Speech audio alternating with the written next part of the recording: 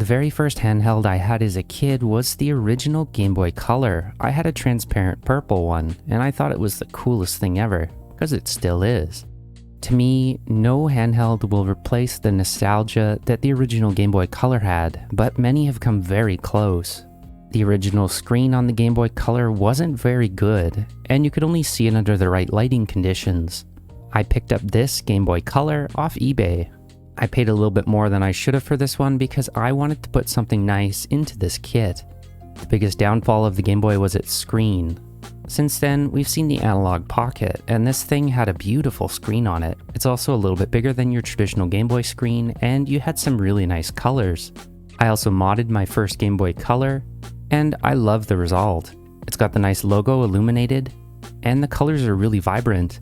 It's also really pocketable, so I can just take this with me quite easily. This is also a lot more pocketable than the Analogue Pocket as well, and I really like that about it. We're going to take this Game Boy Color and put the AMOLED kit onto it. I am curious to see how this stacks up to the AMOLED panel on the new kit, so we're going to take a closer look at this later. So let's set this aside for now. Let me show you this Game Boy that I bought and the new kit. Part of me wonders if this is an aftermarket shell, but I've looked on the inside of this and it's so clean, I would find that hard to believe. It also doesn't feel like it's been opened before. So let's open this and take a look at the new kit.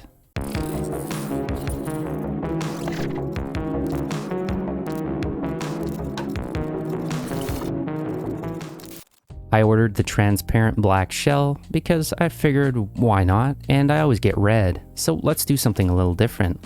The shell quality is actually pretty good, and I'm quite surprised.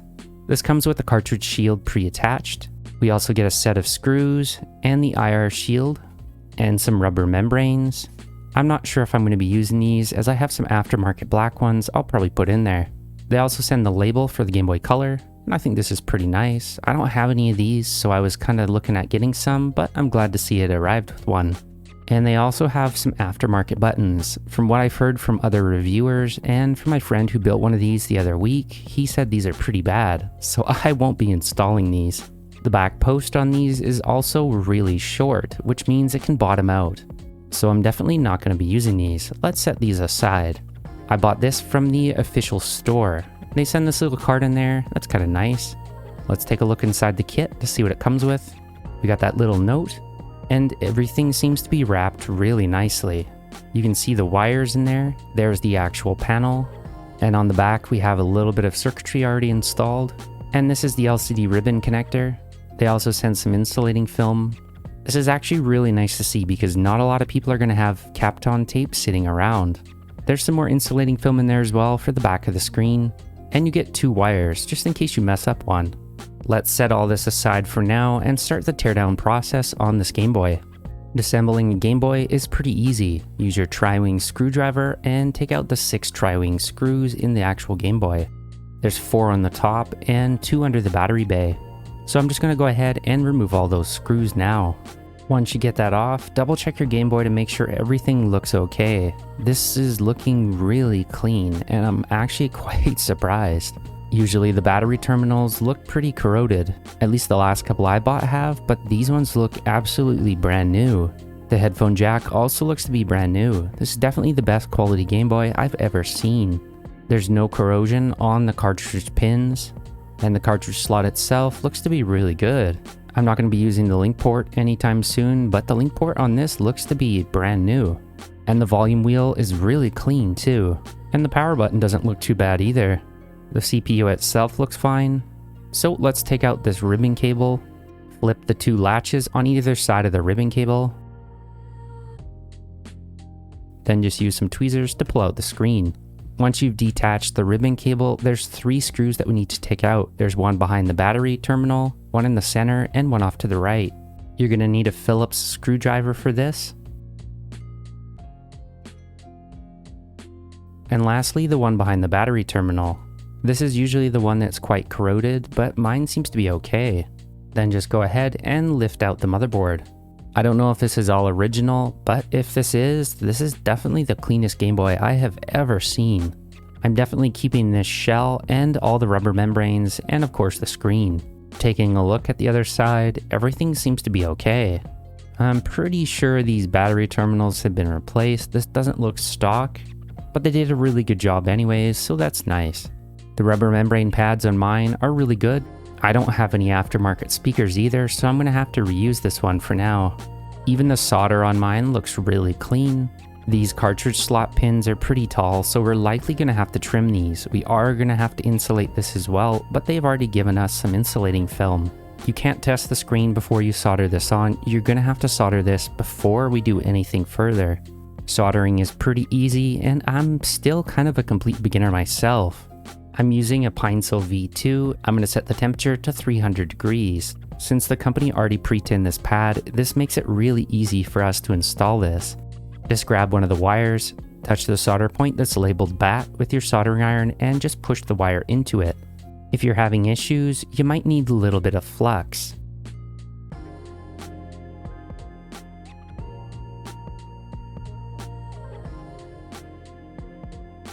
I used a little bit of flux on mine, so I'm going to clean that up with rubbing alcohol.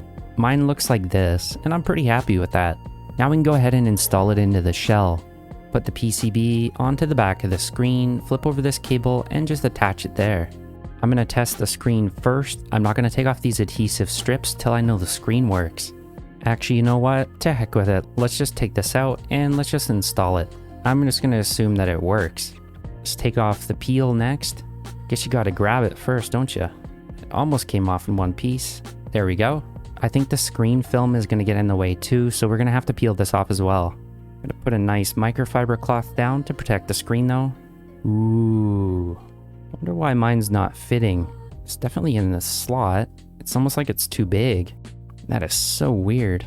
I did end up pulling the PCB off just so the screen was easier to get in place, so I'd probably recommend installing this before you put that on. However, before you put this on, you do want to solder that one point because you don't want to be soldering onto the back of a screen. Now we can go ahead and just put that PCB back on. I don't know if this is just my unit, but having this side kind of slightly out from this one is definitely kind of bothering me. I'm not sure if this is supposed to look like this, but I just don't think it looks very nice like that. But it's probably fine. As long as the screen works, this shouldn't matter. I'm going to grab the insulating film and we're going to put that on the back of this. Make sure the ribbon cable is put up directly above the screen like this before you put this down. That doesn't stick very well to this, does it? The only part that it's actually sticking is the top part. Well, it's in there, so let's just leave it at that. I got these high quality buttons off AliExpress, and I think they look okay, so let's put these in next. And I'm not going to use their rubber membranes either, so I grabbed some off AliExpress, and I'm just going to use these. That looks good enough for me. These sit way too tall, so these are going to have to be trimmed down and insulated before we do anything. Take some flush cutters, and cut these as low as they'll go. Just make sure you don't damage the board. You also probably want to make sure to wear eye protection during this because if one of these gets in your eye, that's a surefire trip to the hospital. I'm just going to go ahead and cut all these down and I'll be right back. Well, that looks a lot better, doesn't it? Now we can use their insulating film to cover these. Unfortunately, the insulating film that they sent is a little big, so I just trimmed it down a little bit and it should fit very well. Let's check it out. Nice, look at that, like a glove. Perfect. Now we're okay. This won't short out against the actual unit now. Nice. Let's go ahead and put the motherboard in now. I am just going to connect this one screw in the middle so we can test out the buttons and the rubber membranes to make sure that they're fitting correctly. When using aftermarket shells, it's always a good idea to use their screws. Okay, so I got that one in, flip it over, and double check the buttons. A and B buttons feel pretty good, but they're quite mushy. And the D-pad is okay. Start and select feels fine too, so we're okay. Now that we've checked all these, let's finish the install. This is going to be a little hard to install the ribbon cable since it's already been installed, but I managed to get it pushed in there. Nice. Let's lock that down.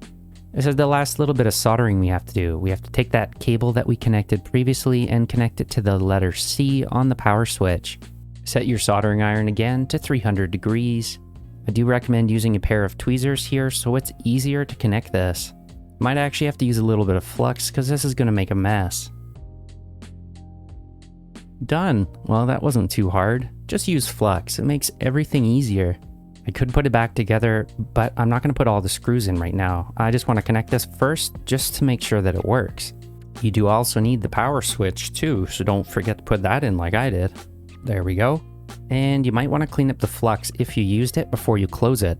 Remember, just go wrist tight on these. You don't want to over tighten them because you can crack the plastic. I haven't tried this yet, but I'm ready to be blown away. Put your game in. Let's turn up the brightness a little bit. That's too dark to see the OLED panel. Ooh. Well, I thought it would be a little brighter for starters. That is really nice. Let's leave frame blending on. I'm not going to touch the position because that's already perfect. Let's turn on the logo. Yep, let's keep that. It's pretty vibrant. Let's grab my other Game Boy. So I'm going to set both of these to max brightness. I'm going to press the start button at the same time. Well, I mean, that's definitely interesting, isn't it? I do think the blues on the Funnyplaying screen are a little bit more vibrant. And it's also a tad brighter, isn't it? Let's just compare it to the Analogue Pocket. That's what everybody wants to see anyways. Okay, the Analogue Pocket's way brighter. I still think the Analogue Pocket's better. Considering the cost of this versus the cost of this, I really can't put into words how nice this screen looks. Whoa. Let's load up a game. Oh, the colors look amazing. Whoa. If you get really close to it, you can see just how sharp this is. Look at that. I gotta say, it's so cool to see something like this. If you love the Game Boy and you had one as a kid, but you love modern screens, this is the one to get. If you got a Game Boy and you're thinking about modding it, just mod it. Even Bow Wow likes it. The on-screen display is pretty neat too. You just hold it down here in the middle, somewhere around here. There he goes. Brightness goes up to 10. A couple different color modes. What do we got? Black and white.